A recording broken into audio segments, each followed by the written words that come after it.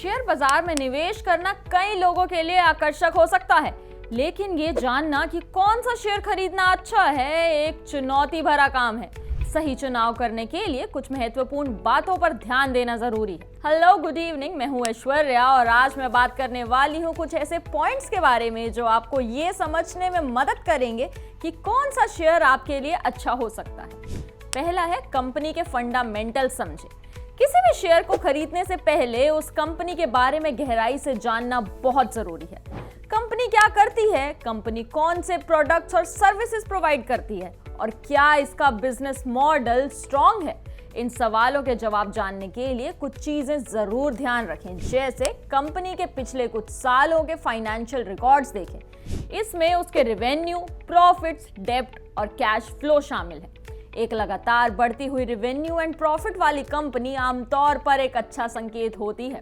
फिर गौर करें कि कंपनी की मैनेजमेंट टीम कैसी है, क्या उनके पास अच्छा अनुभव है और क्या वे ईमानदारी से काम करते हैं, क्योंकि एक मजबूत और अनुभवी मैनेजमेंट टीम कंपनी को सही दिशा में ले जाती है। साथ ही कंपनी किस इंडस्ट्री में काम करती है, क्या उस इंडस्ट्री में ग्रोथ की संभावना है, कंपनी के कॉम्पिटिटर्स कौन हैं और ये उनसे कैसे बेहतर है। दूसरा है, एनालाइज फाइनेंशियल रेशियोज। कुछ इंपॉर्टेंट फाइनेंशियल रेशियोज आपको कंपनी की फाइनेंशियल पोजीशन का बेहतर अंदाजा लगाने में मदद करेंगे, जैसे प्राइस टू अर्निंग रेशियो।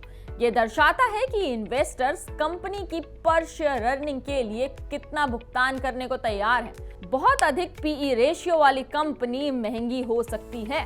फिर डेब्ट टू इक्विटी रेशियो, ये कंपनी पर टोटल डेब्ट की तुलना में शेयर होल्डर्स की इक्विटी को मापता है। कम डेब्ट टू इक्विटी रेशियो बेहतर माना जाता है। आरओई यानी रिटर्न ऑन इक्विटी, ये बताता है कि कंपनी शेयर धारकों के पैसे को कितना एफिशिएंटली उपयोग कर रही है। हाई आरओई एक अच्छा संकेत है। लाभांश आय यानी डिविडेंड यील्ड, यदि आप रेगुलर इनकम चाहते हैं तो उन कंपनियों को देखें जो लगातार लाभांश यानी डिविडेंड देती हैं। फिर है भविष्य की संभावनाएं और विकास। सिर्फ करंट सिचुएशन ही नहीं बल्कि कंपनी के भविष्य की संभावनाएं भी देखें, जैसे कि ग्रोथ प्लान्स। क्या कंपनी के पास भविष्य के लिए कोई ठोस ग्रोथ प्लान है, क्या वह नए बाजारों में प्रवेश कर रही है, नए प्रोडक्ट्स पर काम कर रही है। इंडस्ट्री का भविष्य, क्या वह इंडस्ट्री जिसमें कंपनी काम करती है भविष्य में बढ़ने वाली है। और बाजार की स्थिति, करंट इकोनॉमिक एनवायरनमेंट और ओवरऑल मार्केट सिचुएशन को भी इवैल्यूएट करें। रिसेशन यानी मंदी के दौरान कुछ इंडस्ट्रीज दूसरों की तुलना में ज्यादा प्रभावित हो सकती हैं। फिर है एक्सपर्ट ओपिनियन एंड रिसर्च। विभिन्न फाइनेंशियल एनालिस्ट और ब्रोकरेज फर्मों की रिपोर्ट पढ़ें। वे अक्सर कंपनियों और उनके शेयरों पर इन डेप्थ रिसर्च करते हैं। कंपनी से संबंधित रीसेंट न्यूज और इवेंट्स पर नजर रखें। कोई भी बड़ी अनाउंसमेंट और चेंज शेयर की कीमत को प्रभावित कर सकता है। निवेश एक लंबी अवधि का खेल है, रातों रात अमीर बनने की उम्मीद ना करें। अच्छी कंपनियों में निवेश करें और पेशेंस रखें। पांचवा है, अपनी जोखिम लेने की क्षमता को समझें। हर इन्वेस्टर की जोखिम लेने की क्षमता अलग अलग होती है। Are you comfortable investing in high risk, high growth stocks or would you prefer stable dividend paying stocks?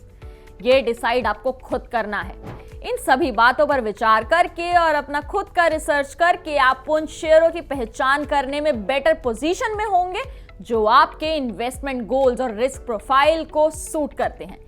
याद रखें, कोई भी निवेश बिना जोखिम के नहीं होता, लेकिन इन्फॉर्म्ड डिसीजंस लेकर आप अपने सफल होने की संभावना बढ़ा सकते हैं। आई होप आपको ये वीडियो इन्फॉर्मेटिव लगी होगी। ऐसी ही और वीडियोस देखने के लिए हमारे चैनल को सब्सक्राइब कर लीजिए और अगर ये वीडियो अच्छी लगी है तो इसे लाइक एंड शेयर कर दीजिए। फिर मिलेंगे एक नई वीडियो के साथ। Till then, bye bye, take care.